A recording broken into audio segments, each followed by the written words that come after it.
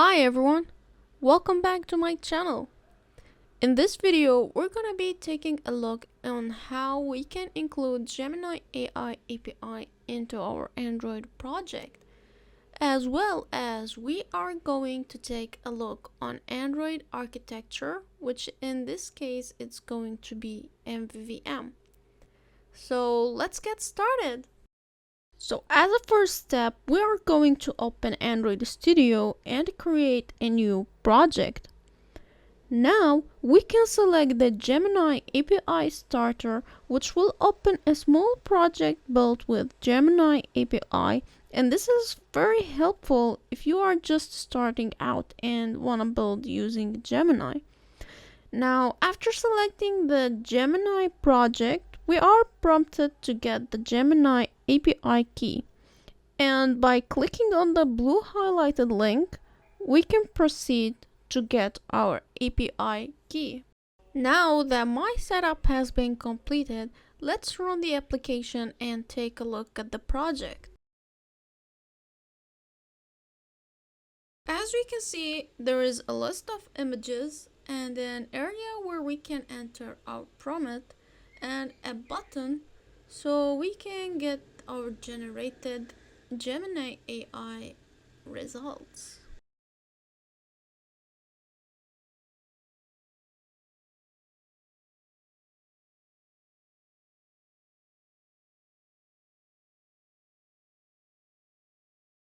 Now let's take a look at the project structure in the project files. As you can see, there is a package called UI that includes a package called theme that has color, theme, and type. It has these three classes, in addition to a baking screen Kotlin file and a baking view model and a main activity and as well a UI state file. As you may have already noticed that this is a Jetpack Compose application, as we have the baking screen passed here inside our surface and we have my app theme inside the set content. So let's take a look at our baking screen class. As we can see on the side, our UI presentation is visible just like we used to have it visible in XML. Let's take a look at our code. As we can see, we have an array of images and an array of image descriptions that are being used to be displayed in our application.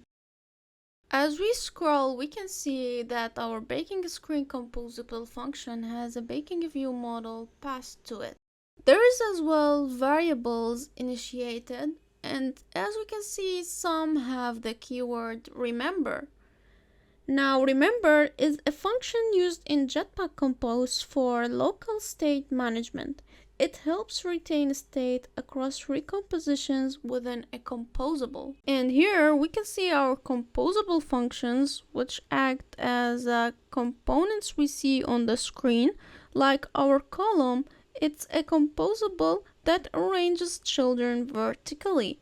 And a lazy row is a lazy layout composable that arranges the children horizontally side by side. A lazy row in Jetpack Compose is conceptually similar to a horizontal recycler view in the traditional Android view system. And the column and the row basically represent the linear layout views in the traditional Android view system.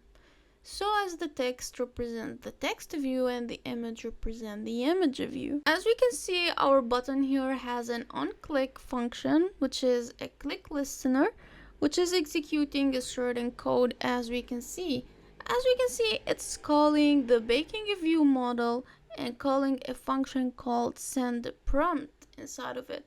And this is where MVVM is. So what is MVVM? MVVM is an architecture pattern used to separate concerns in UI development, which consists of a model that handles the data and business logic, a view, which is a UI layer like an activity fragment or a composable in case of Jetpack Compose, a view model, which connects model and view, holds UI related data and handles logic for the view, survives configuration changes. Let's go back to our project to have a better understanding. As we can see here, we are displaying some UI according to the UI state.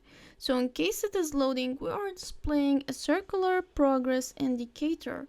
And we are as well handling the success and error cases in case the Gemini API fails or succeed, and we are displaying a corresponding text. And that was it for the baking screen. Now let's check the UI state class. This UI state sealed interface is used to represent different screen states like initial, loading, success, and error. Now our view model, where we can see we are initiating our generative model by providing our key and the model name, as well as calling the Gemini API inside our send prompt function, where we are sending an image and a text. And as well, we are handling and updating our UI state. And like we saw in our baking screen, whenever this function is called from the baking screen, the UI is getting then updated according to the UI state. And that is it. We have taken a look into the Gemini API Starter project and how MVVM works.